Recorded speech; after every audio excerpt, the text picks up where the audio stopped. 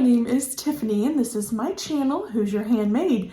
Thank you so much for stopping by today. In today's video, it's another episode of Hashtag Friday Sews.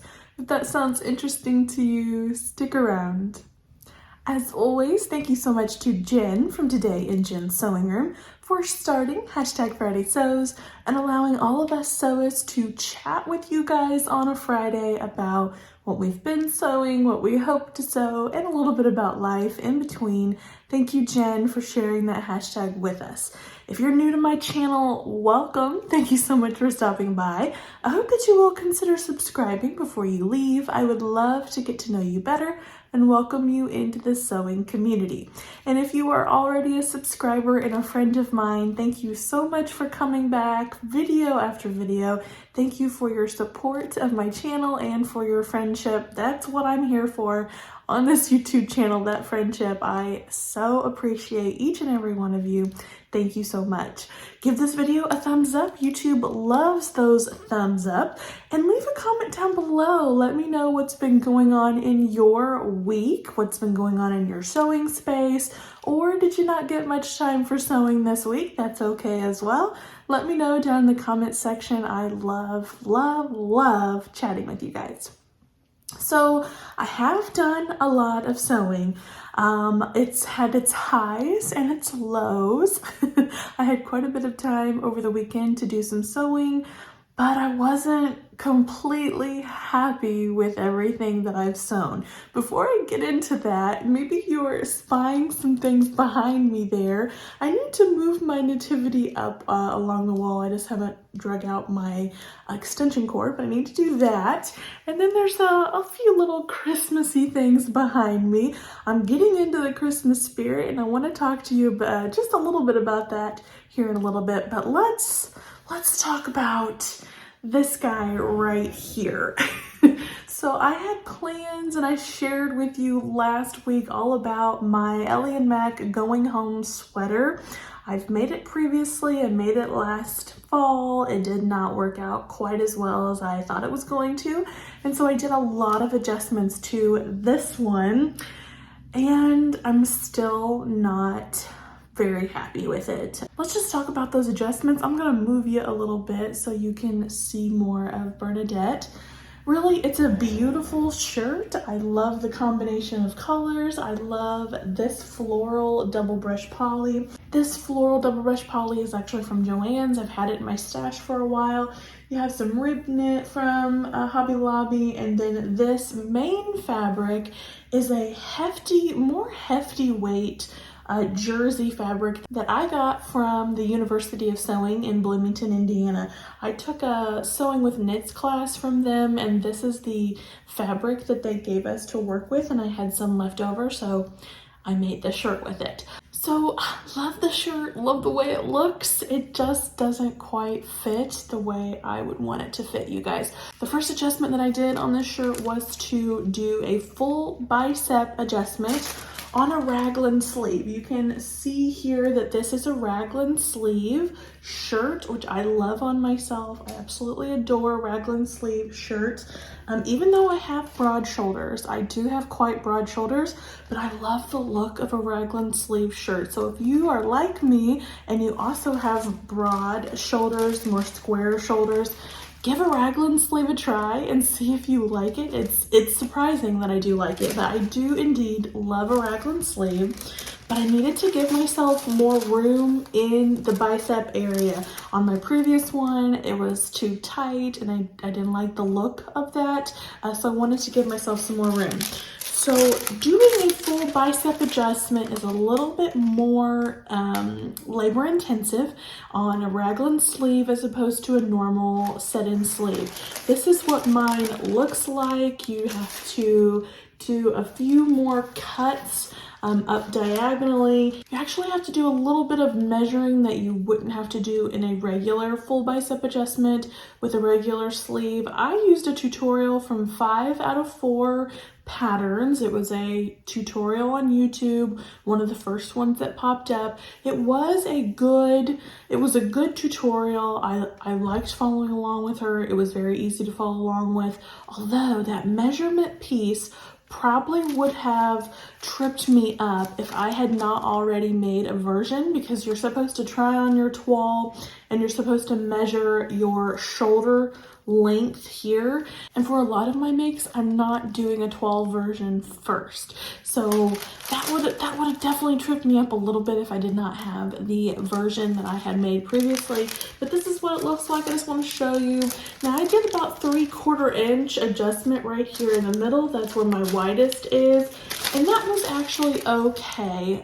In my shirt, it does feel fine. The 3/4 inch helped me a lot. It gives me enough room where I can pinch it in the biceps. Still looks a little bit tight, even though it doesn't feel tight. What ended up being too tight, you guys, is actually my forearm area. So really, I needed to add some more space in the forearm area, which I would have never thought about before.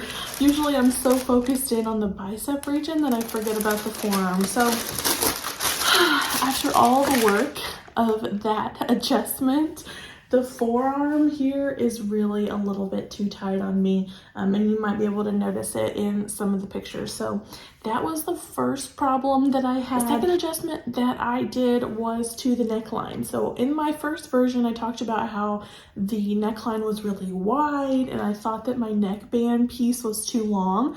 So for this one, I connected my sleeves to my body, and then I measured around my neckline, took that by 80%, and I cut a 24-inch neckband, I believe.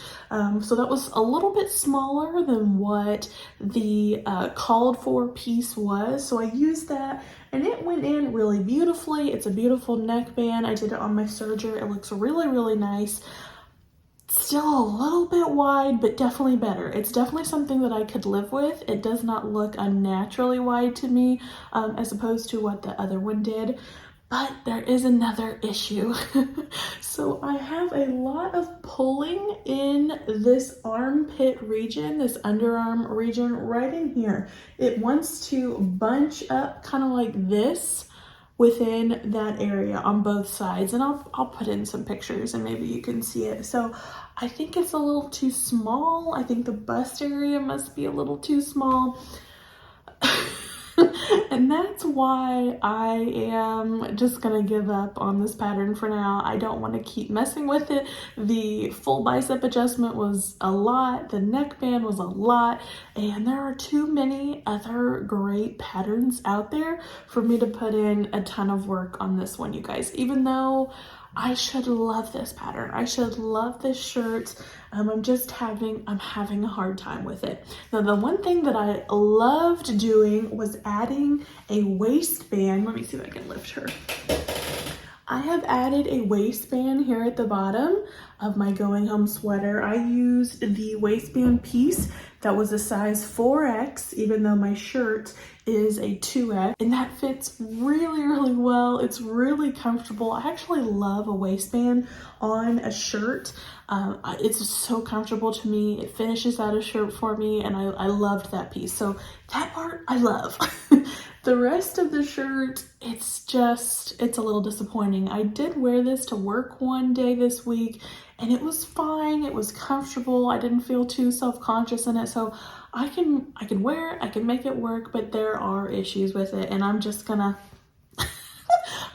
give it up for now. So after the disappointment of that shirt, I wanted a win. So I pulled out this Dakota dolman. I had already cut it out for Addie at the same time when I was cutting that out, so it was ready to rock and roll, and I sewed up this gorgeous little version of the Dakota dolman for Addie. Again, this is a long sleeved version. I made one of those for her a couple weeks ago. Absolutely love it. Again, this is that double brush poly. I'm using some collar blocking. This is double brush poly as well, and then rib knit here on the cuffs and the neckband. so cute. Absolutely love it. She looks so darling in it.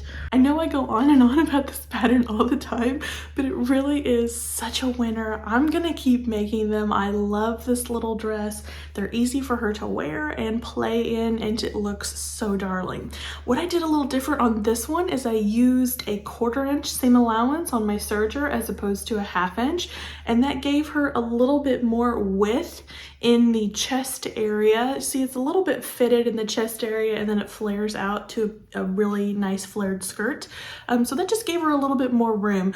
I did change the seam allowance on the entire project. Now, seam allowances, I usually stick with exactly what the pattern says. I usually go along with the pattern instructions, but if I do change them, I try to change them for the entire garment.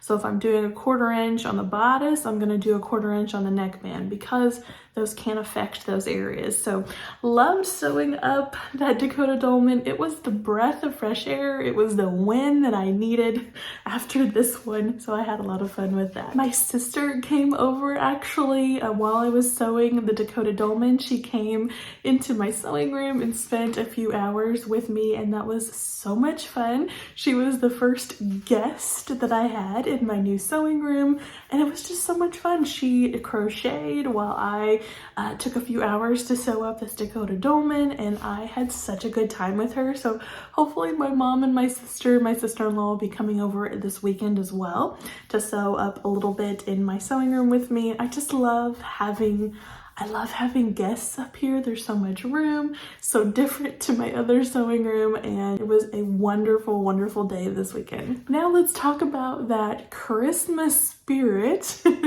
Disclaimer, please do not come for me. Don't get your pitchfork and come for me because I'm talking about Christmas early here. I adore the Christmas season. I'm like a little kid.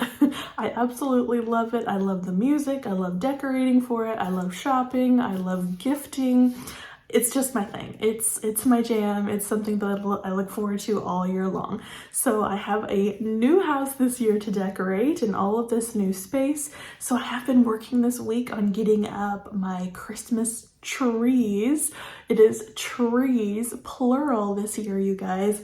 I'm getting ready to start the 4th one tonight. So I'm gonna have a tree up here in my sewing room. I'm excited to have that in this space and bring some light and Christmas spirit into my sewing room. That's why I have a few decorations out already. And I wanted to talk to you about a holiday season tradition that might not be something that you see a lot of anymore. So I love to receive Christmas cards, and I do have a P.O. box. I will put it right here on the screen, my address, and it's always linked down below in the description box. And I would love to exchange Christmas cards with you. If you're someone who likes to do Christmas cards, but you don't have a lot of people to send them to, I would love to receive one, and I would love to send one back to you. So let me know if you would like to exchange Christmas cards. Like I said, this is my P.O. box. You can send a card to me and I can get your address that way, or you can private message me on Instagram your address, or I do have my email address down below and you can shoot me an email with it as well, and we can exchange Christmas cards. I love hanging them up in my house. I usually make a garland out of them, and I love to look at them all Christmas season long. So let me know if you would love to exchange Christmas cards. I think that's gonna do it for this hashtag Friday Sews. Let me know down below in the comment section what you're doing this weekend. I would love to know about your sewing plans.